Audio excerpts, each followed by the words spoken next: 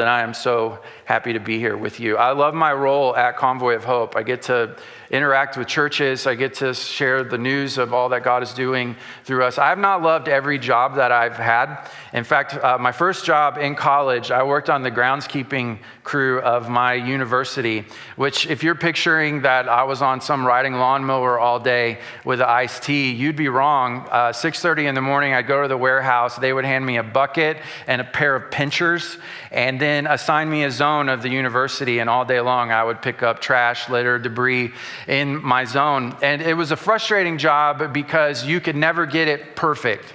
You know, by the time you got to the backside of your zone, a new piece of litter, a new piece of trash had blown in. Especially this is in the 90s, so college students smoked cigarettes a little bit more commonly then. And after class would let out, outside the academic building, people would go out and have a smoke. And of course, they don't put their cigarette butts in the trash can that's right there. They just throw them on the ground. And it was my job to make sure that it was picked up. And the pinchers were too big to grab the cigarette butt, so you had to get down on one knee and sort of do it with your hands, which, you know, is not good. But the worst part about that is I would clean up one of those areas, move on to another, but as soon as class let out again, another round of young people smoking another round of cigarette butts. You could never just get it perfect. And it just felt sometimes like, what's even the point?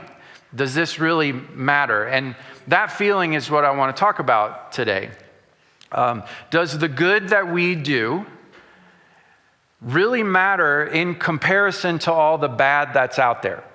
You know, does the good you and I are responsible for and the good that we do locally, you know, it's not like the UN is calling me, asking me for advice. The federal government is not wanting me to advise on how to fix the United States' biggest problems. So the good that I can do just in my little circle, does it really make that much of a difference in comparison to the bad that's out there? If you have a copy of Scripture, whether in your hands or on your phone, turn to Mark chapter 6.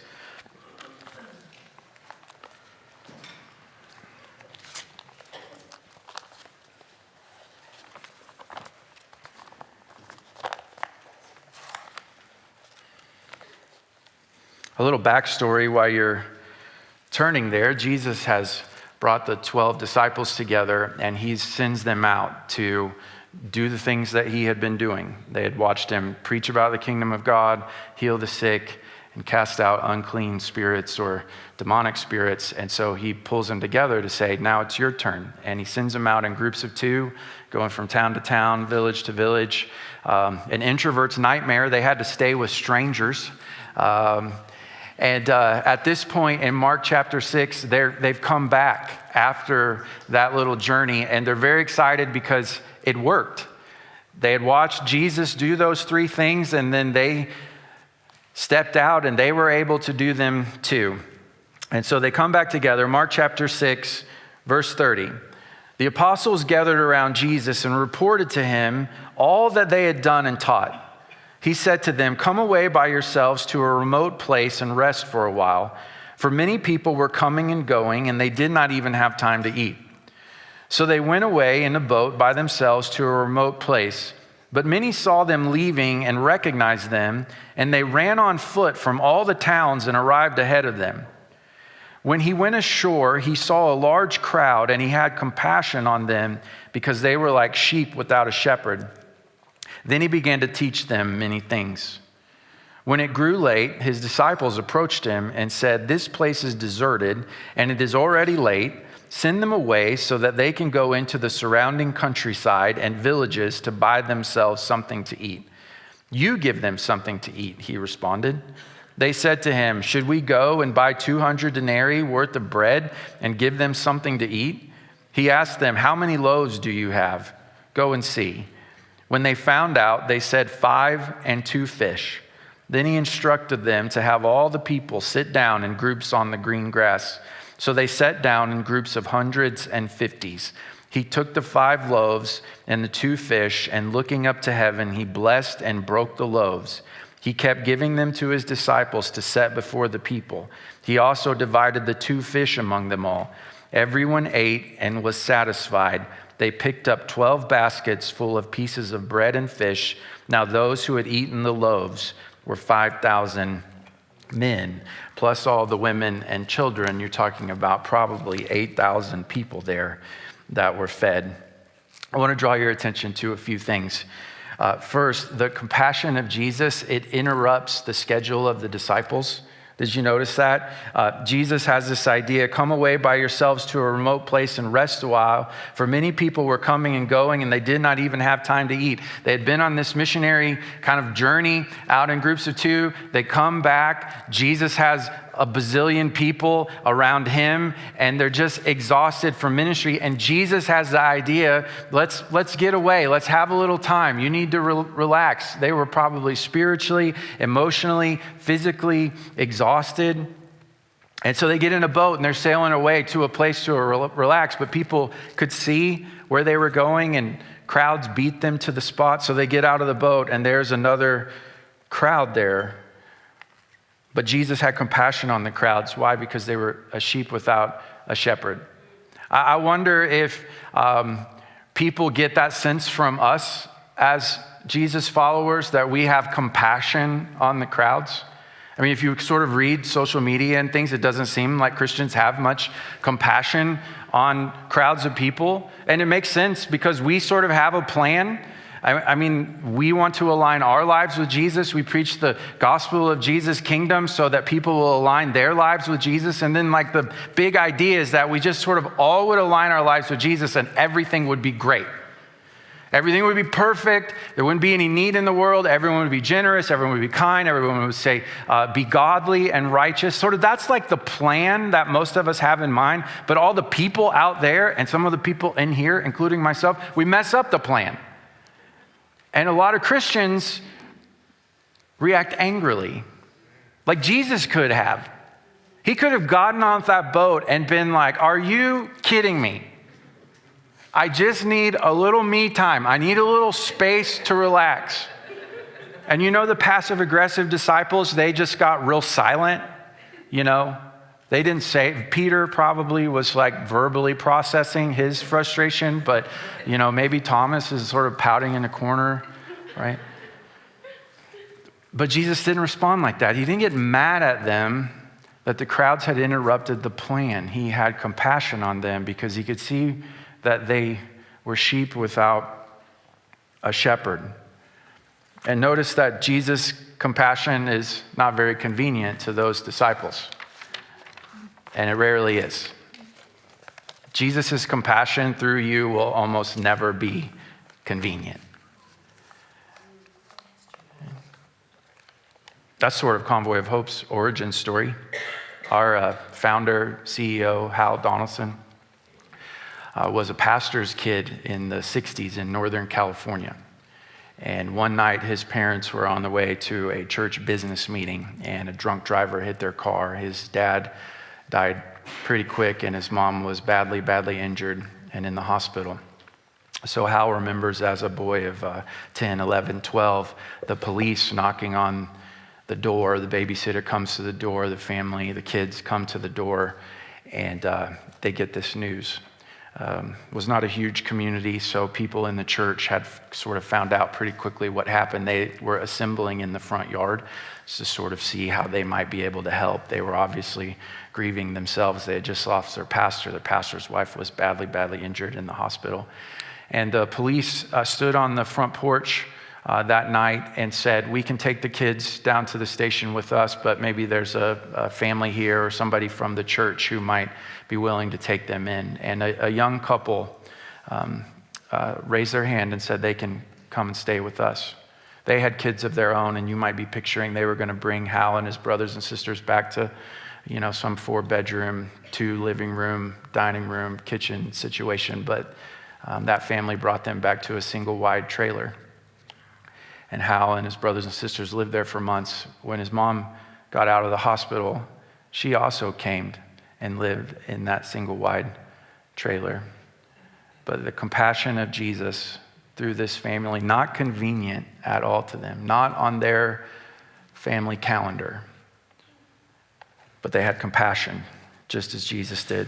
Another thing I want to draw your attention to is Jesus made the disciples responsible for the problem. And that's what happened with Convoy of Hope. Hal and his brothers and sisters, they had a fairly hard childhood, single mom, a good number of kids, multiple jobs, not a lot of help, not a lot of resources. But as Hal became a young adult, he strove to get as far away from that poverty line as possible. He actually became a pretty successful journalist and ghostwriter. And so he signed on for this book writing project of some pretty famed missionaries in India.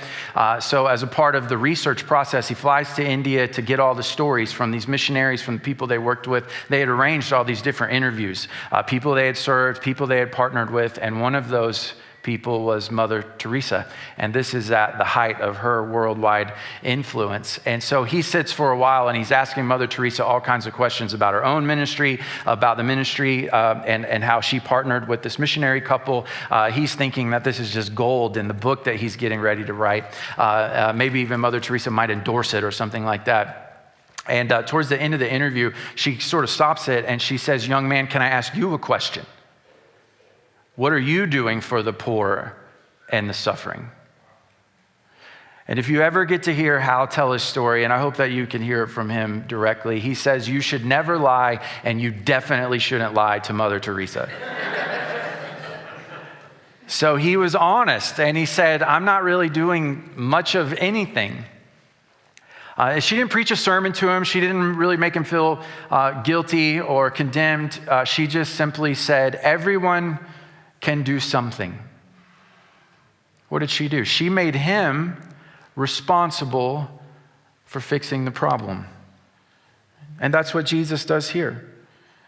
It says in verse 35, when it grew late, his disciples approached him and said, this place is deserted and it is already late. Send them away so they can go into the surrounding countryside and villages to buy themselves something to eat. Verse 37, you give them something to eat. Well, the disciples probably wouldn't have been surprised by that. This was Jesus' pattern. I mean, even in Mark's gospel, when it records the first two disciples being called, it came with responsibility. Follow me, he said to Peter and Andrew, and I will make you fishers of men. I mean, right away, they're involved. In Mark chapter 6 at the beginning, he pulls them together to send them out on this itinerant ministry journey, doing the things that he had done, and now he's saying, you feed these 5,000 plus people. You know, one of the things that I love about our team at Convoy of Hope is we believe in asset-based community development internationally. Meaning we don't find a place where there's lots of pain and suffering in the world and go, what can we bring to fix this solution?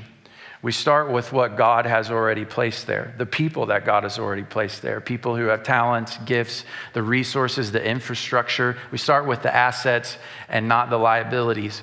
And what happens as those communities begin to develop is the people in that community take ownership for their own growth and solving their own problems. I want to share a story with you, and you'll see it on the screen in just a second, of a young kiddo named Joseph. His story is very inspiring. It's heartbreaking, but it's inspiring. But towards the end, I want you to hear him taking some responsibility even at his own age. When we're playing football, we'll just start playing, we'll play a little while, then we'll tell them, let's rest. Nowadays, I get tired pretty quickly. I live with my mom, auntie, and uncle, and my two sisters. We don't eat sometimes in the morning. I would find going to school without anything to eat. Reading would be hard. Thinking about eating, it hurts pretty bad. I was even asking myself in my mind, like, why are we staying this way? Why are we eating this? I feel sorry for my mom trying to find food for us. It makes me feel like wanting to grow up pretty fast so that I can help my mom. Yeah. I was married with my husband. We used to live a happy life.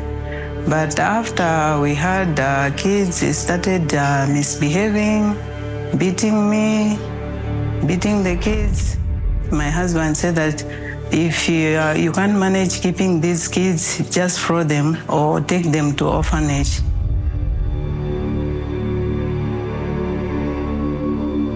My mom said that we can't be living with a person like that. He's not doing anything.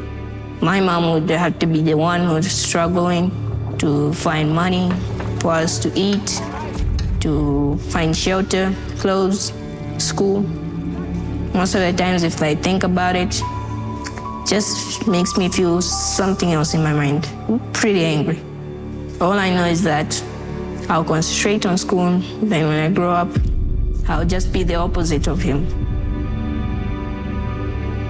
I can't lie, I'm not managing enough for the kids because, I need to pay the rentals, I need to look after some groceries, but I can't manage.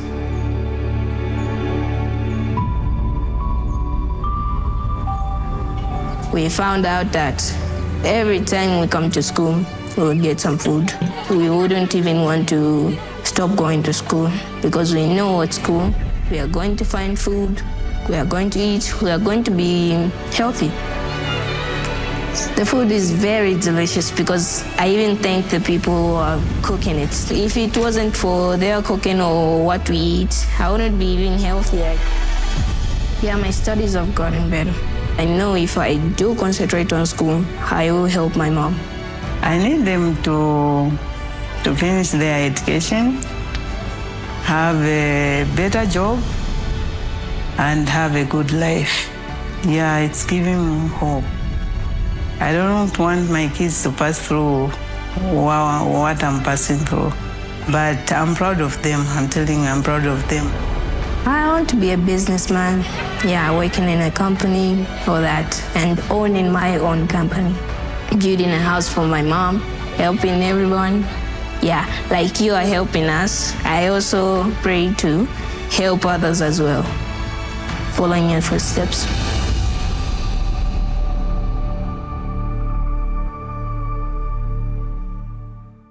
He's going to be a successful businessman. Why? So he can live a comfortable life? No, because he feels responsible. He feels responsible for his mom. He feels responsible for his community. He feels responsible to help people. Jesus made the disciples responsible for fixing that problem. But here's the interesting thing. He makes them responsible for a problem they can't fix.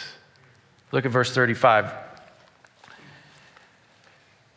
When it grew late, his disciples approached him and said, "This place is deserted and it is already late. Send them away so they can go into the surrounding countryside and villages to buy themselves something to eat." "You give them something to eat," he responded. And they said to him, "Should we go and buy 200 denarii worth of bread and give them something to eat?" That was like a half a year's salary. So just imagine half a year's salary all gone in just a second. They say it's impossible. And he asked them, "How many loaves do you have? Go and see." And when they had found out, they said, 5 and 2 fish. It's a remote place. It's very late. The only way to feed these people mathematically is with a half a year's wage. And most of the disciples at this point don't have jobs anymore. They've been following Jesus. And so, there's no annual salary back then. You work, you get paid. You're on vacation, you don't get paid. You follow a rabbi around for 3 years, you don't get paid. There was no way for them to buy it. In the disciples' minds, how on earth is this going to happen? But Jesus made them responsible for a problem they couldn't fix. Sometimes on Facebook, you'll see like religious colloquialisms. I don't call them Christian because they're not always Christian, but they feel kind of Christian. And one of those statements has been around forever, but just Facebook has made it more relevant, is God will never give you anything more than you can handle. Have you heard something kind of like that? And, sort of like, I get like what they mean, but also it depends on how you define you in that sentence, that he won't give you more than you can handle. Because there's examples all the way through Scripture of God giving someone way more than they could handle. And you think about Gideon in Judges chapter 6, Gideon was like a regular person, but God's going to make him this general, and he's supposed to muster an army to go against the Midianites. They're like professional soldiers, and they've been raiding everything. They're the big bad guys in Gideon's story. And Gideon's just a regular person. He has to muster an army, and so he does it. But day one, they're already vastly outnumbered by the Midianites, and God says to him, if you're familiar with this story, you know what's coming. Too many soldiers showed up. And Gideon's like, not enough soldiers showed up. We're already outnumbered. And God says, no, there's too many. So Gideon says, hey, if you're afraid, like you can go. And well, you can imagine what happened. A ton of people left. And God says, still too many. And long story short, you can read it this afternoon. Gideon goes to war against a massive Midianite army with 300 people. But God will never give you more than you can. Yeah, right. If you're talking about you and your social security number, like you, that lives like you, but if you're talking about you and all the resources that God has given you by his Spirit and the power of the cross and the resurrection, maybe, the gap between Jesus has made me responsible for a problem, and he's made me responsible for a problem that I can't fix. That gap, that is the miracle zone. Okay, I grew up Southern Baptist, and Southern Baptists have a lot of strengths, but expecting God to show up supernaturally is not one of them. And there's no shade, that's just a fact. And so a common question that I have gotten over the years from my circle of origin is, how come we don't see the kind of miracles that you see in the book of Acts? And it's probably because living in the miracle zone is great after the miracle has happened, but like in the middle of it is really stressful. But Jesus in the book of Acts, chapter 1, makes the disciples responsible for a problem or an opportunity to take his kingdom message, his sacrificial death, and news of his resurrection to Jerusalem, which this is the place that Jesus was killed, to Judea and Samaria, like the regions around it, and then to the ends of the earth. And those disciples, you could not have found a group of less qualified people to take anything to the ends of the earth. They were responsible, though, for something that they couldn't do on their own. Hence, the book of Acts, miracle after miracle after miracle after miracle. It's so easy to want God's supernatural goodness and the evidence of it in our lives, but what's even easier than that is to fall into an accidental rut of, I wake up, I do my morning routine, I go to work, I spend some time with my family or run the errands that I have, I decompress, I go to sleep, I wake up, do my morning routine, I go to work, I run some errands and be with my family, I decompress, and on and on and on. And maybe Saturday and Sunday are a little interruption of that, but we get into this accidental rut and then go, where is God? But in our rut, maybe we've shirked some responsibility that he would like to give us, or we've done what the disciples did and just did the math and say the math doesn't work out. So there's really nothing I can do. But that gap is the place that we want to live. And I love that it doesn't explain how the miracle happened. And that's the way it will happen with you too. You will claim the responsibility that Jesus has laid on your shoulders, whatever that might be for you personally. You will trust him in the gap. And then you'll turn around and go, he did it. And there are baskets left over.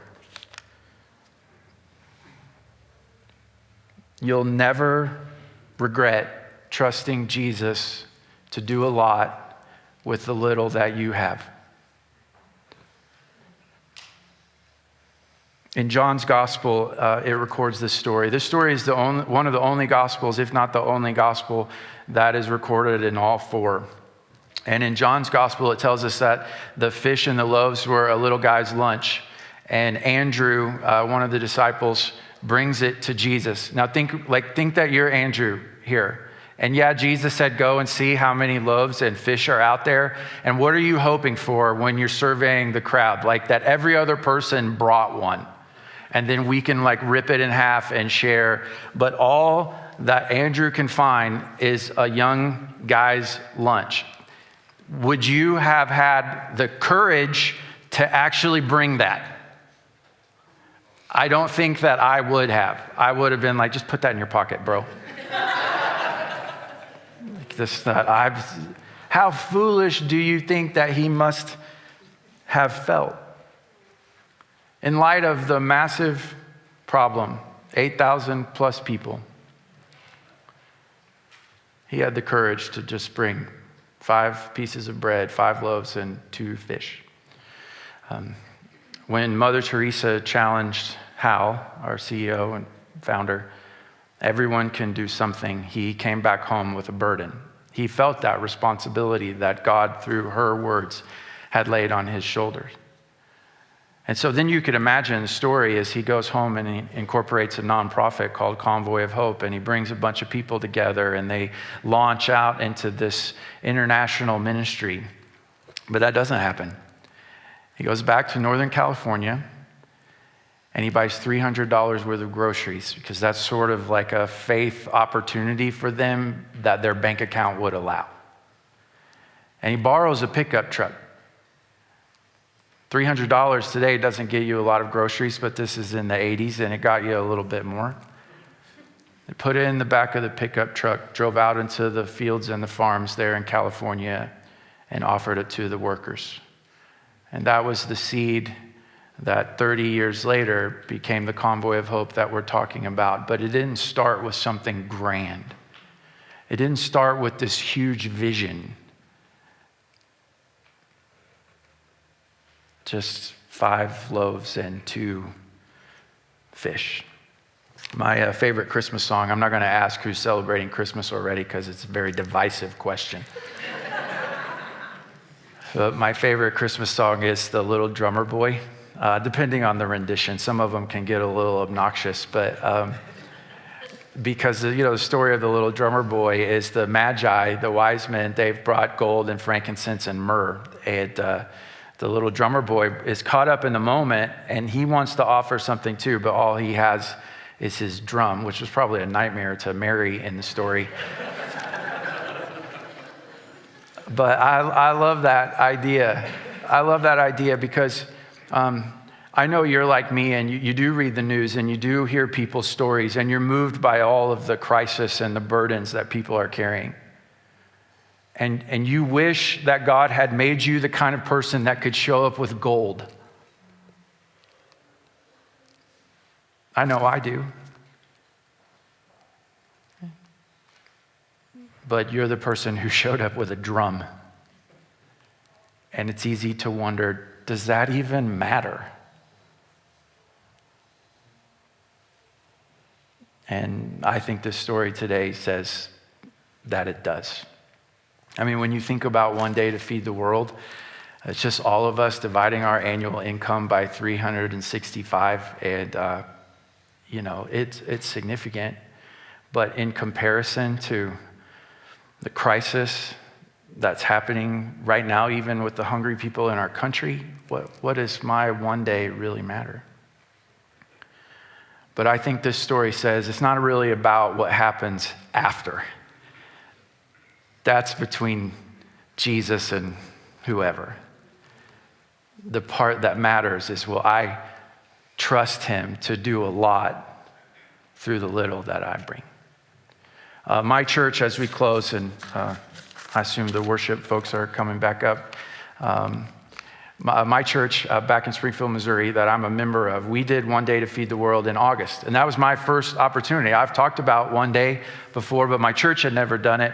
So our pastor did a great job of setting it up. And we had the posters and the little books and the envelopes that are sitting there. And during the sermon, I pulled out my checkbook and was doing the math. I mean, I knew like the math in general of One Day, my annual income plus Amanda's income, and then my kids, they barely have jobs, but I wanted to throw them in there. as well. I mean, I knew what I was going to do, but I hadn't calculated it yet. And so during the sermon, I got my phone out and doing the math. And the math was a lot bigger than I was expecting. You ever have that feeling of like, I'm doing this, and then you're like, oh. And for a split second, I'm embarrassed to admit, for a split second, I work at Convoy of Hope, by the way. I was like, maybe I could do like half one day, 7 to noon. Half a day's wage. But I did feel God say, just this is an exercise in trust. It's an exercise in trust. Will you put it into my hands? And so, I may be making it seem more dramatic than it is, but I did think about it for a second, but obviously followed through.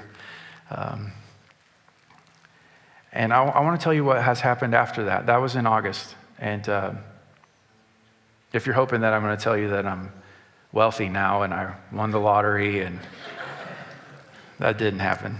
Maybe that might happen for you, but that didn't happen for me. But I will tell you, about 3 weeks after our one day, and I don't know how to describe this fully, but you're a Vineyard Church, so I think that you'll get it. Jesus knocked on my door. Just sort of out of the blue.